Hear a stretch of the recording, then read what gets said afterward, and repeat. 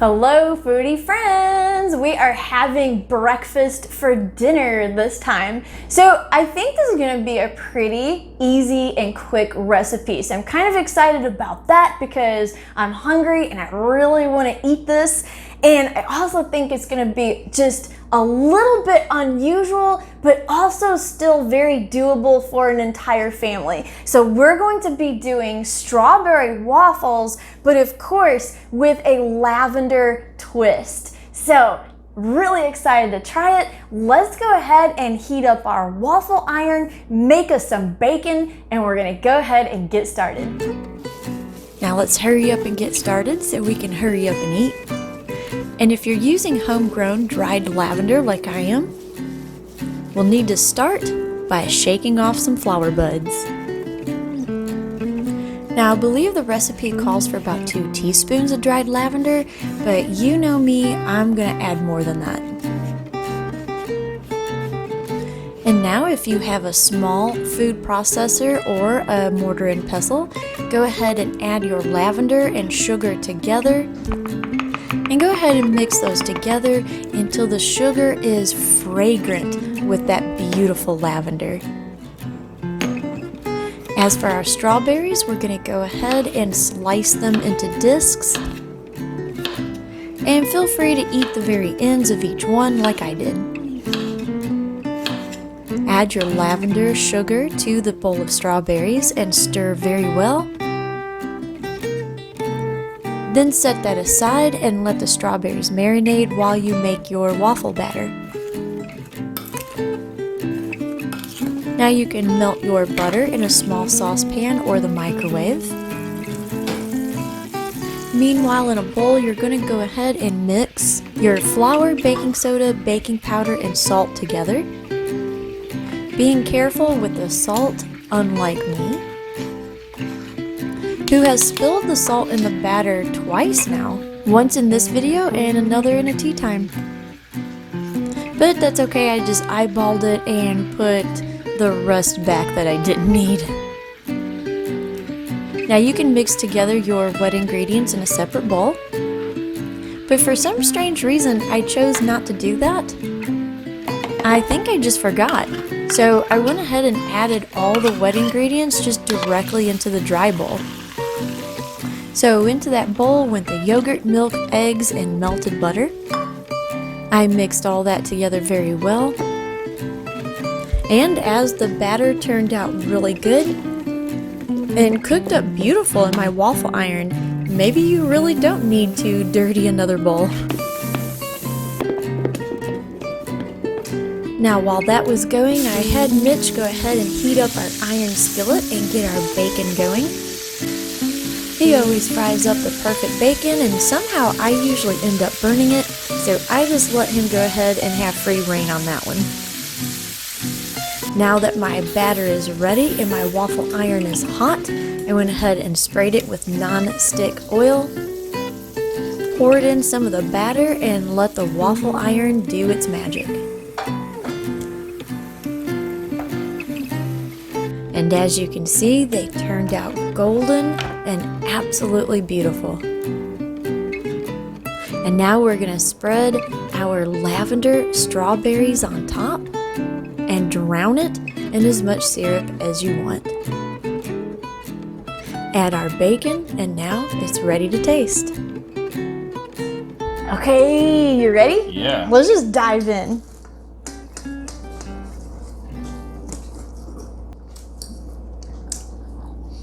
I mean, for starters, I love a good waffle. Mm-hmm.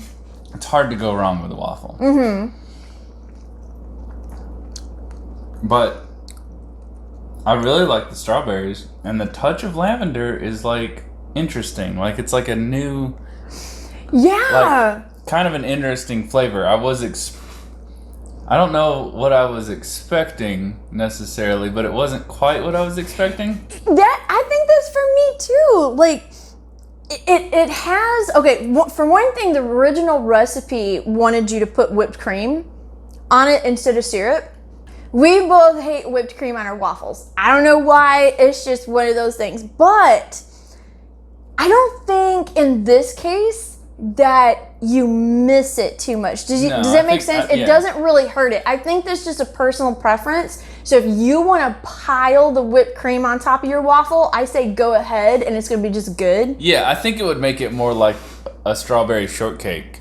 Yeah. Like I think so. Like what I think of as like a breakfast kind of waffle or something. This is a question. Was the lavender in the waffle itself or just mixed with the strawberries? No, that's actually what I was going to point out. The waffle batter itself is just your typical waffle batter. Okay. Now, I will say, the batter in this particular recipe, I think did really, really well. They're nice and fluffy on the inside. They've got a nice little crust on the outside. You know, there's some batters that you're just like, that kind of disappointed me. But this one, this has got like the perfect ratio of yogurt, milk, and egg and stuff to make it really good and soft and just delicious. Like, so the waffle recipe itself is really good. Right. And even if you're like a person that thinks adding lavender to your food is weird or something, like, it would still be a good dish even if you took the lavender out. Oh yeah, you could totally do that, but I would not recommend it. I say give it a try because for me personally, and this is the first time we've gotten away from lemon and lavender, so now we've got strawberries and lavender, and it works. I'm not gonna lie. If I just got a tray of strawberries, I think I'm gonna be sprinkling some lavender flowers on it in a bowl and just eat them plain. You know what I mean? It is like, really interesting. It gives it such a nice floral note to it. That's just like, it's an interesting combination where you kind of can't stop eating it. It kind of has it gives a strawberry a little bit more umami. Like, it's not sweet. You know what I mean? Like, it doesn't add a sweetness to a strawberry. Right. Which in some cases with some strawberries, you kind of like isn't necessarily a bad thing to do. Right. So it doesn't really add like a sweetness, but it adds like an earthy kind of like groundedness. Yeah, I think so too. It's just a good combination that just works together. Yeah. So I'm pretty impressed with this recipe. Now, is it as good as the lavender bread, lemon lavender bread? You know what I mean? It's probably not the most spectacular lavender recipe that we've had on the channel so far. Yeah, I think I liked the lavender cookies you did with the tea time pretty well. Yeah, I think I'm going to give this a healthy 4 stars. Yeah, I think so. Yeah, because it wasn't quite up to like that lavender bread and the lavender shortbread. Yeah. That was your spectacular 5-star, but this is a really good, solid 4-star breakfast that's a little bit different, that can bring a little bit of pizzazz to your breakfast table. And I think no one's going to be mad at it. They're going to gobble it up. Yeah. And it's just a good, solid, all-around recipe. Yeah, so if you've got some extra lavender hanging around and it's strawberry season, why not? Yeah. Go for it. Like, it's a really good combination. Yeah. So I think the verdict is lavender is best with lemon. Yeah, I think so too. Strawberry and lavender isn't a bad alternative. Yeah, strawberry, I would say strawberries and lavender is a really, like, close second. It's still really good. To that lavender, I would never, say that it's oh, no, we're going to be eating this for bread, because I still got some batter left over and some strawberries left over, so this is going to be breakfast for a couple of days. Yeah. We're not going to be upset about it. No, not at all. I mean, we're going to keep eating it. So, there you have it. Yeah. So, thanks for joining us on this week. Hope you try it. And next week, we're going to have another lavender recipe, of course. We've got to round out the month. And I still have some lavender hanging up in my craft room, so we're going to have to use it for something. So, you can only make so many sachets and stick them into your clothing drawers. You got to do something with it. So, we're going to go ahead and continue with that. Hope you stay tuned. We'll see you next time. Bye. And if you like historical cooking and unusual cookbooks, here's 2 more videos you might enjoy. And make sure to like and subscribe for more foodie adventures.